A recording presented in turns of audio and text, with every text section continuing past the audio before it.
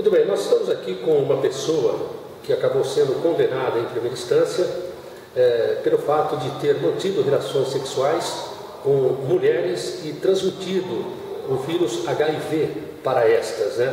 Agora, você se encontra procurado pela justiça. Na verdade, foi capturado, se mudou de uma cidade, de um outro estado, inclusive, aqui para a cidade de São Carlos.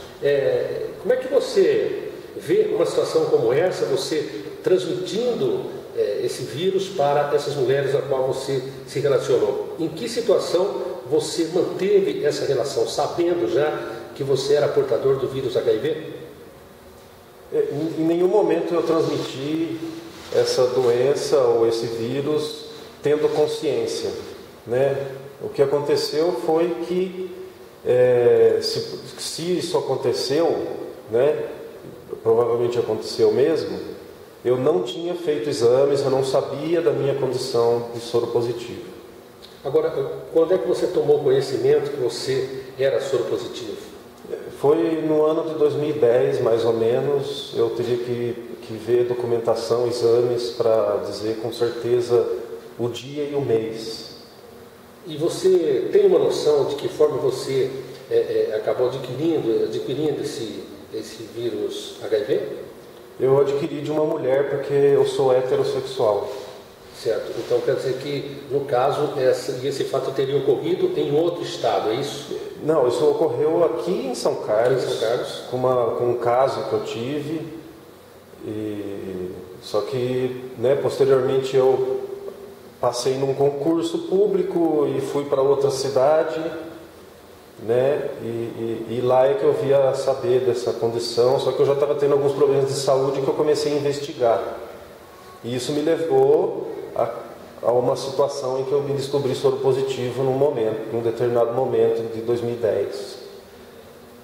Agora, essas mulheres que você manteve relação com elas, né? Segundo você, não sabia que era portador soro positivo, você acha que foi justa essa condenação? É completamente absurda e injusta, porque ela é baseada em fofoca.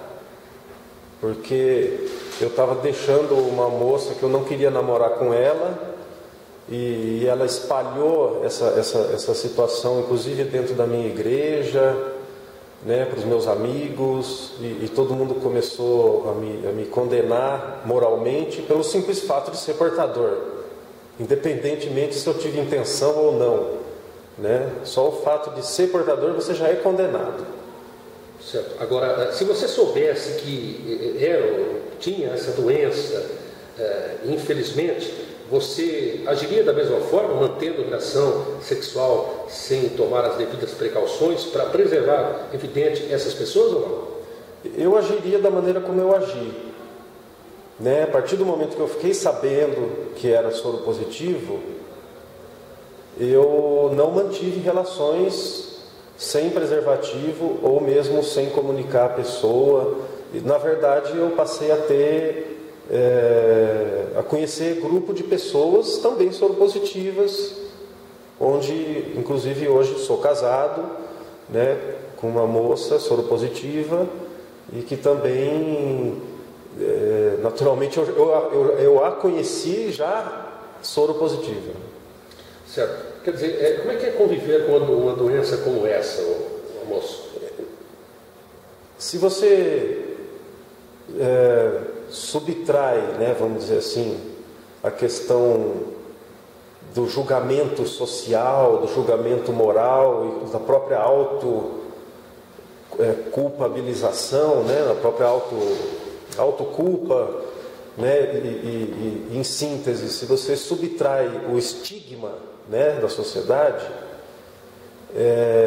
o que acontece é que você tem uma doença crônica que você tem que tomar remédio todo dia e o resto tudo normal, absolutamente normal. Só que o problema dessa doença é a condição de julgamento social, moral, né? E muitas vezes a própria pessoa se condena, né, e se isola e etc. Então, se não houver essa questão moral, né, da sociedade, é uma doença, às vezes até, não digo menos grave, mas é uma doença grave, lógico, né? Mas é uma doença que, se você tratar, né, não tem problema. Você tem quantos anos? 40. 40 anos de idade.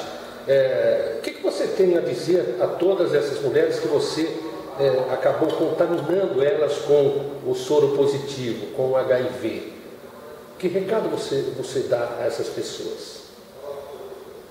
Que eu lamento muito, mas eu não tinha consciência do que se passou, né? O que acabou chegando no ouvido delas foi produto de fofoca, principalmente de uma pessoa lá que eu não estava querendo ficar junto, e ela se sentiu rejeitada e não suportou isso, né? Inclusive esse processo o processo psicológico dessa pessoa já estava dessa maneira antes de saber, né, que nós éramos soropositivos. Então, assim, para essas pessoas eu lamento, mas eu também lamento por mim, porque eu também peguei isso de uma pessoa que eu não sei se ela sabia ou se sabia, né? Agora, a questão é que depois que eu via saber... Foi um descuido fatal por sua parte quando você acabou contraindo esse vírus? Eu acho que sim. Sobretudo, eu responsabilizo 99,9% a minha pessoa. O fato de eu ter contraído de alguém, de uma mulher, né? Como eu já disse, eu sou hétero. Então, assim, eu me envolvi com uma mulher promíscua que, sei lá, não vou querer fazer aqui julgamentos morais, mas eu me envolvi e não me preservei. Então, eu trouxe a responsabilidade para mim dessa minha exposição, né, a essa doença. Poderia ter sido qualquer outra, gonorreia, sei lá, quais outras, né? Ok, eu quero agradecer a sua participação, muito obrigado. O nosso combinado... Poderia fazer uma observação? Eu acabei de tomar conhecimento agora da sentença, porque a orientação que eu recebi é que eu teria a oportunidade de recorrer dessa sentença. Isso iria ocorrer e vai acontecer, né, a partir do momento que eu tivesse tomado consciência através de um procedimento que, se não me engano, ou é citação ou intimação, né, eu teria o prazo para recorrer. Isso com certeza ia acontecer, né? Há poucos momentos agora atrás eu tomei conhecimento da sentença, né, que me foi comunicada, foi lida pelo delegado. Assim, resumindo numa expressão completamente lunática, né? Uma fala totalmente inadequada com a minha pessoa, com a minha personalidade, com a minha conduta, né? O que está escrito ali não é a meu respeito, é a respeito de uma coisa, de um ser imaginário que está na cabeça do juiz, que deve estar acostumado a só lidar com, né, com situações graves, né? Enfim, eu duvido que, com a quantidade de trabalho que um juiz tem, ele tenha lido todo o meu processo, né? Mas eu não estou falando só do meu. Eu acho que poucos juízes leem todos os processos para saber exatamente o que está escrevendo. E o que está escrito ali na minha sentença é absurdo, né? E primeiro que eu estava aguardando, como um cidadão de boa fé, o procedimento adequado, de tomar ciência da sentença através do procedimento correto, né? Que me foi passado pela advogada, e também porque eu já estudei um pouquinho de direito, para poder ter a oportunidade de recorrer, né? Só que aconteceu, agora de manhã bateram lá na minha casa: você tem que ser conduzido à delegacia. Não leva nem carteira, nem celular, nem nada. Aí eu já comecei a entender. Eu falei: peraí, eu nem tomei conhecimento de nada, né? Como que vocês estão me conduzindo dessa forma, né? Então, não só esse processo é injusto, porque ele é motivado por sentimentos torpes e preconceitos, né? Mas também eu não acho que o procedimento administrativo judiciário se processou de uma maneira adequada, porque eu inclusive informei o juiz do endereço no qual eu estava residindo, né? E motivado por uma doença da minha mãe, porque eu sou filho único e ela está com uma doença degenerativa e ela só tem a mim, né? Então eu acho que tem muita coisa muito errada aí.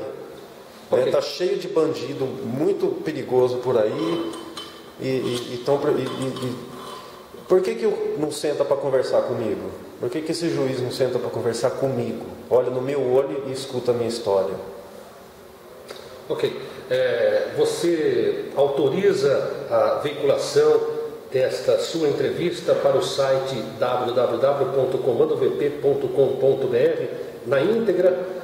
Desde que você não comunique nem meu nome, nem nenhum nome das pessoas envolvidas no processo, nem mostre meu rosto, né, e não passe nenhuma informação, né, a respeito da minha família, porque as pessoas não apertam mais a sua mão se sabem que você tem uma doença dessa. Okay. Então eu autorizo. Nessas condições? Nessas condições. Com as imagens do comando VP. Aconteceu, está na tela do comando.